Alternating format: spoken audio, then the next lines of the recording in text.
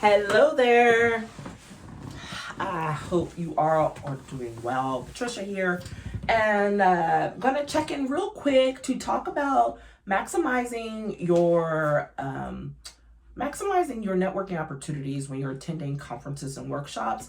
So this is one of my I wouldn't say premier, but like one of those foundational, that's the word I'm looking for. One of those foundational programs, discussion items, master classes, whatever, all the things that I've done down through the years. And I've run a 10 days, 10 tips for maximizing your engagement on opportunities. And I'll drop the link in the description. And it's really simple, like literally less than a minute each.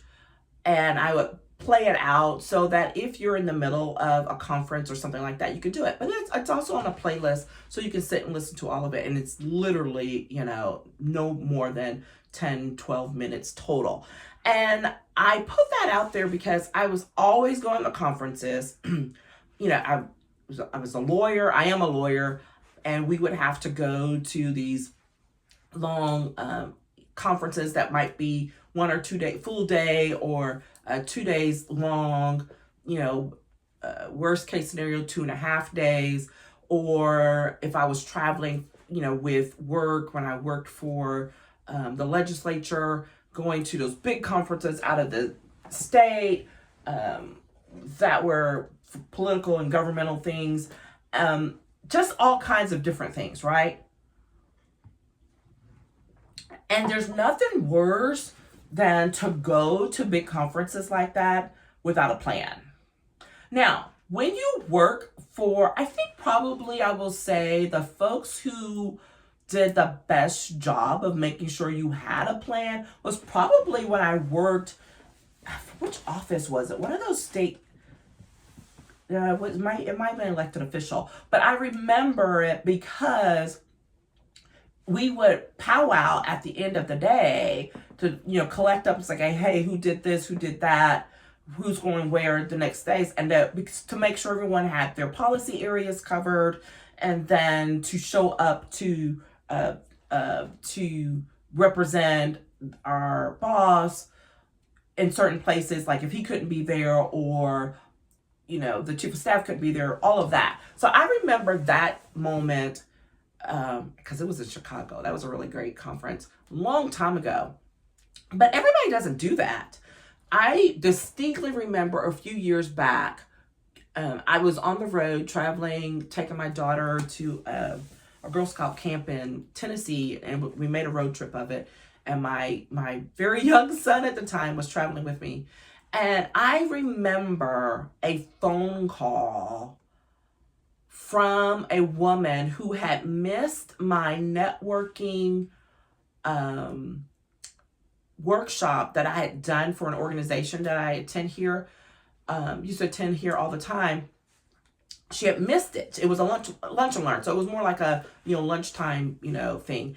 And she was like, oh my gosh, I need that session, and I need you to come to my office, my team, and I need you to teach it to them.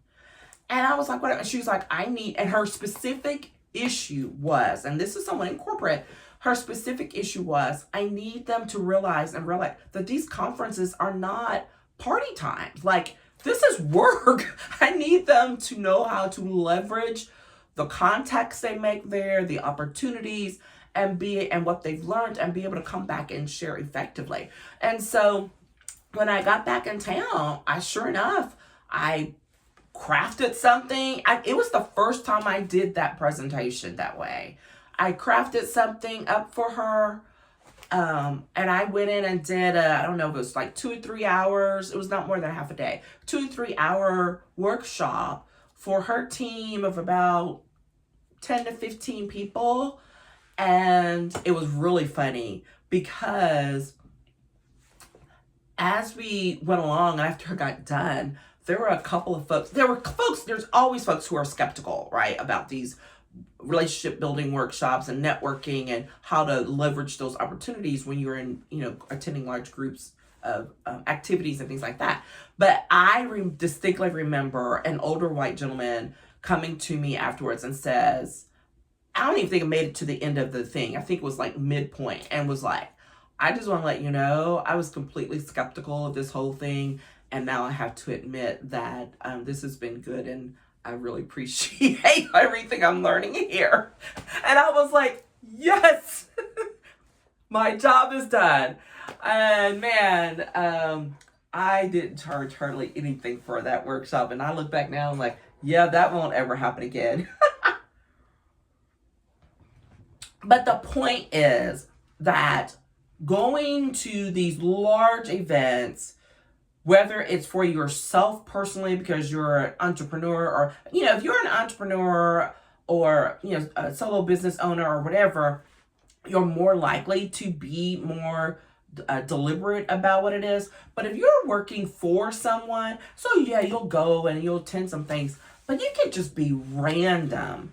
And it's like, oh, this sounds good, as opposed to being much more strategic about what to attend, when you go, and how you manage those sessions in the evening, that no one likes, that, the happy hour with 600 people in the room, or the big gala. There's always a gala or something, or, all of these things are opportunities. Like every single day is full of opportunities. That's probably like 4 or 5 things. And so going with some type of plan is really helpful, because otherwise you can get overwhelmed. And I know people, they've said that. They're like, I hate going through that stuff because it's completely overwhelming.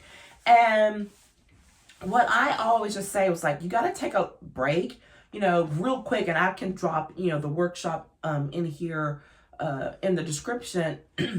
And we can get I think it was a 4-day workshop training that I did. And I'll drop it in here. I think it's marked at $99 or something like that. But where it's so important to just take a breather, because a lot of times you get there, especially if you're traveling a group and you're just, and everybody's just doing the same thing. Well, sometimes it's worth breaking off and doing a little bit of your own thing and then joining up with people, because it works not just for you, but for the organization, right? Everyone going to the same sessions is not helpful. Looking at something and looking at, first of all, having a plan to review the full agenda before you set foot, at the conference is so important, right? And that is the simplest strategy anyone can use, and yet people don't. And, yes, people will say, oh, well, so-and-so speaking. So whatever, like if there's a keynote or, a fireside chat, well, yeah, people are going to, I'm going to go to that. But what are you going to do with that once you're done? Like, you went to that. Okay, fine. So what are you going to do with that? Everybody went to that. Everybody went to the keynote. Everybody went to the fireside chat. Well, here's how you can make a moment like that still pay off. Maybe you sit with, some folks that you don't normally get to see a lot of, so that you can engage and reconnect with them, right? Or maybe you sit with a group of people that are new that you've just met and do that. And I know that can be a lot for some folks, but these are the things we have to consider when we're going to these conferences, because the whole point is for you to learn and to engage with other people in your industry, right? Or if you're just exploring, maybe they're not in your industry, you want to be there. I've done that. I have paid my own way to conferences sometimes so that I can get connected with people I might not otherwise be able to. Like, you got to put some skin in the game. If you really want to improve your career, your business, whatever it might be, you got to make an effort. And part of that effort is literally putting yourself in the space. It might be a little uncomfortable, but putting yourself in spaces to learn new things and meet new people. And these conferences are literally the description of that. learn new things, meet new people, go to a conference. And so for these ones like, South by Southwest, which goes on for what, I don't know, almost 14, 17 days with all the different versions. So yes, I live in the Austin, Texas area, and South by Southwest has been going on for, I don't know, definitely over 20 years, but like I think it's way more than that.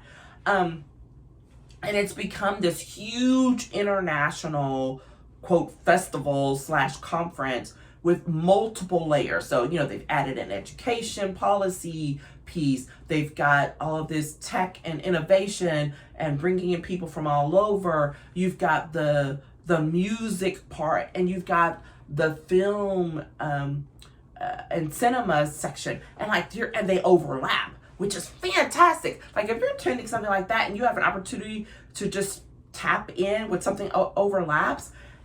I have been lucky over the years because I live here, so I can pop in and out on different things, even if I don't have a pass for the entire session, for the entire festival. There are so many pop-up and free things that are going on around that I can go there and literally have an opportunity to network with some new folks, to engage with folks from my own space, in a new environment, all of that, right? So there's no excuse. There's so many opportunities, even if you're just going to a conference or a workshop or a retreat. Let's say if it's a retreat, because retreat kind of indicates, smaller numbers, smaller group. Well, guess what? That means that's an opportunity for depth, right? One of the things I loved about our leadership development program here, I did Leadership Austin back in 2017, best class ever. And one of the, I don't want to call it a tactic, but one of the tools that they use that I've loved is called walk and talks. And that's where it was the goal of, during the course of being in the program, which, lasted for 10 months, 9-10 months, it is that you have to try to connect with all the other people in your class, which there were 60 of us, and do a walk and talk, which just means meeting up with them for coffee, or maybe literally going and taking a walk, take a stroll, but something for 15 or 20 minutes just to check in, talk, and see where the conversation takes you. That is one of the most valuable things that I've learned. Now, mind you, I was always a fan of the coffee things anyways. That's literally how I built out my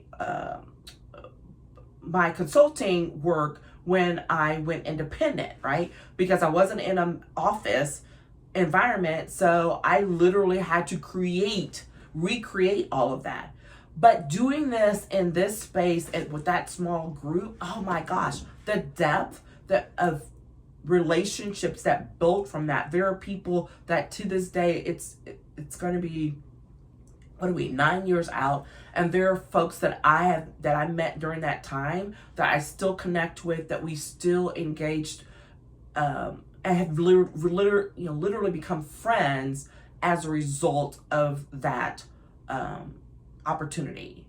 And so don't say that, well, it can't happen, it's too small, and we all talking. This is an opportunity to get to know people at a deeper level, at a less superficial level, so that when you get back to the office, when you're back at the business, whatever, like you can engage in a fresh way. So all that to say, there are so many opportunities when you attend these conferences, these seminars, these retreats, especially if they're multi-day.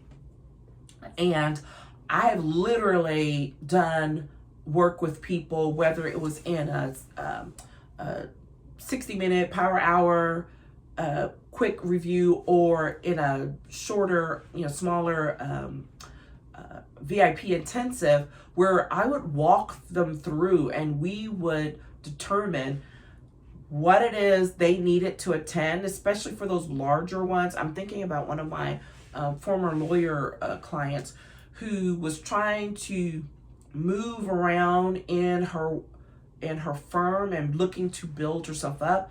And part of the things was knowing that she needed to strengthen her networking skills and her relationship building.